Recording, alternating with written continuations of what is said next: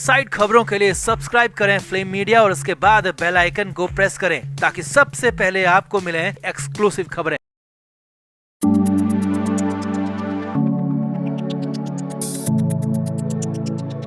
सुशांत सिंह राजपूत के मामले की जांच जबरदस्त तेजी से चल रही है और अब तो केस के आखिरी सिरे पर जल्द पहुंचने की बात कही जा रही है, क्योंकि 33 आरोपियों के साथ एक चार्जशीट पहले ही कोर्ट में जा चुकी है, तो दूसरी चार्जशीट की भी तैयारी पूरी है और इसमें सबसे बड़ा नाम सिद्धार्थ पिठानी का है, जिस पर पहले दिन से शक था। लेकिन इस बीच दूसरी चार्जशीट से पहले एनसीबी ने एक और महा एक्शन कर लिया है। जी हां, और इस बार जो कील पिठानी और उसकी गैंग पर ठोकी गई है वो आखिरी साबित होगी, क्योंकि इसके बाद तो कहीं से भी कुछ नहीं बचता और बारी सिर्फ और सिर्फ सजा की है, सजा के सालों की है। एनसीबी ने सरकारी गवाहों से वहां पर मुंह खुलवाया जहां पर सबसे ज्यादा जरूरत थी और उसके बाद अगले 4 दिन को लेकर भी बड़ी बात सामने आ रही है, क्योंकि 4 दिन में एनसीबी का एक और तूफान आने वाला है जो सब कुछ बदल कर रख देगा। तो कैसे पिठानी गैंग पर डाली गई आखिरी कील, क्या बोले सरकारी गवाह और अगले 4 दिन में क्या होने वाला है वो आपको बताते हैं। आप इस वीडियो को शेयर करें और कमेंट करके अपनी राय हमें जरूर दें।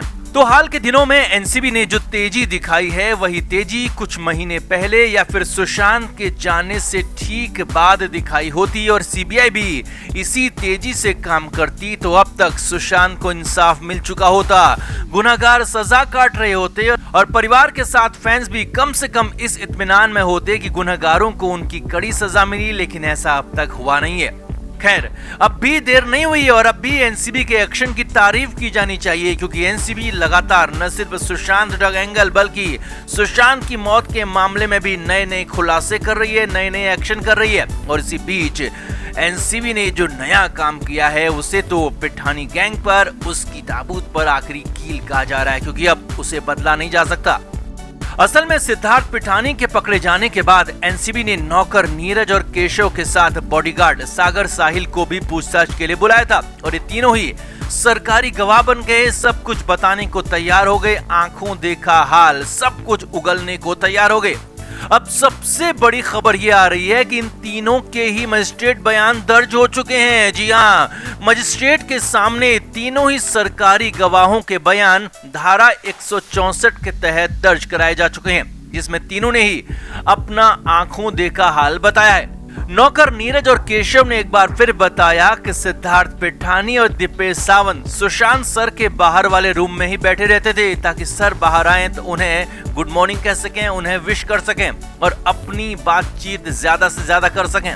14 जून को भी वही दोनों उस रूम के बाहर बैठे हुए थे, जबकि नीरज और केशव नीचे वाले रूम और किचन में थे, यानी कि सुशांत के ठीक बाहर वाले रूम में सिर्फ सिद्धार्थ पिठानी और दीपेश सावंत सुबह से ही बैठे हुए थे। अब इन दोनों ने वहां पर क्या किया, कैसे किया और सुशांत के साथ भी क्या कुछ किया वो अब तक पता नहीं चला है और नीरज और केशव को भी इसका नहीं पता।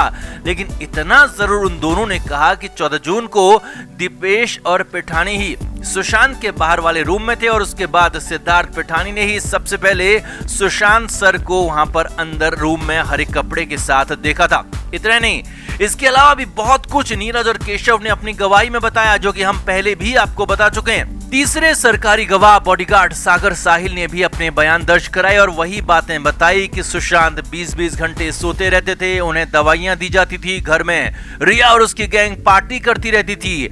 रिया के अलावा पिठानी और मिरांडा भी इन पार्टीज में शामिल होते थे। रिया के दोस्त, उसका भाई, उसके परिवार वाले भी इन पार्टीज में शामिल होते थे। इसके अलावा भी बॉडीगार्ड ने बहुत सारी बातें बताई, बहुत सारे खुलासे किए जो हम पहले भी आपको बता चुके हैं। अब बड़ी गवाही तो हो गई, मजिस्ट्रेट के सामने गवाही तो हो गई, अब इस गवाही का मतलब भी समझिए।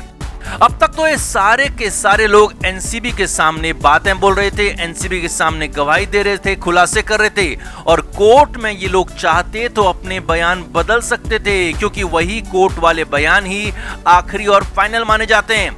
एनसीबी के सामने या फिर पुलिस के सामने दिए गए बयान को कोर्ट में माना नहीं जाता, लेकिन जब कोई मजिस्ट्रेट के सामने 164 के तहत बयान दर्ज कराता है तो उस बयान को कोर्ट में भी माना जाता है और उसी बयान को आखिरी भी माना जाता है, फाइनल भी माना जाता है। जी हाँ, जो बयान अब ये तीनों सरकारी गवाह दे चुके हैं, जो कुछ मजिस्ट्रेट के सामने इन्होंने कहा उसे अब बदला नहीं जा सकता, उसमें कोई चेंज नहीं किया जा सकता। यही बयान फाइनल माने जाएंगे और इसीलिए इन बयानों को, इस गवाही को पिठानी गैंग पर आखिरी कील कहा जा रहा है, क्योंकि अब इसके बाद सीधे सीधे सजा का ही ऐलान होगा। यही बयान कोर्ट में भी कारगर होंगे, कोर्ट में भी चलेंगे और यही बयान इनको सजा दिलाने के काम भी आएंगे। तीनों सरकारी गवाहों ने सुशांत के साथ जो कुछ भी हुआ उसका आंखों देखा हाल सुनाया, आंखों देखी पूरी की पूरी कहानी बता दी।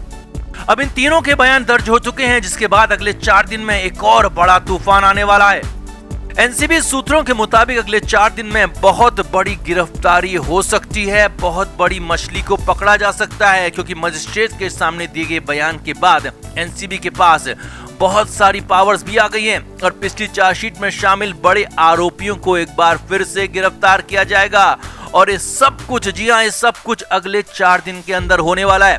एनसीबी सूत्रों के मुताबिक इसके लिए एनसीबी कोर्ट से इजाजत भी मांगने वाली है, क्योंकि अधिकांश आरोपी अभी जमानत पर है और उनकी जमानत रद्द करके ही उन्हें अरेस्ट किया जाएगा, जो कि अगले 4 दिन में। जी हाँ, सूत्रों के मुताबिक अगले 4 दिन में ये बहुत बड़ा काम होने वाला है। अब इस सारे के सारे अपडेट बेहद सुकून देने वाले हैं। एक तरफ तो सरकारी गवाहों की गवाही होगी, वो भी मजिस्ट्रेट के सामने, जो कि कोर्ट में भी कारगर होगी, और दूसरी तरफ बड़े आरोपी जो कि जमानत पर हैं, खुद को अब बरी समझ रहे थे, उनकी गिरफ्तारी की तैयारी है, जो कि बहुत बड़ा अपडेट है। तो आपका इस पूरे अपडेट पर, इस पूरे मामले पर क्या कहना है, कमेंट करके जरूर बताएं। वीडियो को अभी शेयर भी करें। तो सुशांत सिंह राजपूत के साथ ही उनके घर में रहने वाले और सुशांत के ही पैसों पर पलने वाले सिद्धार्थ पिठानी पर सुशांत के परिवार को, फैंस को और एसएसआर के चाहने वालों को पहले दिन से शक था। पिछले साल जून से ही शक था, लेकिन न तो सीबीआई ने कभी सख्ती पिठानी पर दिखाई और न ही एनसीबी ही पिठानी का पहले कुछ बिगाड़ पाई, क्योंकि इसके पीछे वजह भी थी कि पिठानी के खिलाफ ऐसा कुछ नहीं मिल रहा था। अब सिद्धार्थ पिठानी बेहद शातिर तरीके से खुद को इस मामले से पूरी तरह से अलग बनाए हुए था, मगर जैसे ही एनसीबी को पिठानी के खिलाफ सबूतों का जखीरा मिला, गवाह मिले, तो तुरंत ही बड़ा एक्शन हो गया। हैदराबाद जाकर पिठानी को पकड़ कर लाया गया। पूछताछ का लंबा सिलसिला भी चला। 9 दिन की पूछताछ के बाद जब एनसीबी को पिठानी के बयान की जरूरत खत्म हो गई, सब कुछ पिठानी से उगलवा लिया, तो सिद्धार्थ पिठानी को जेल भेज दिया गया।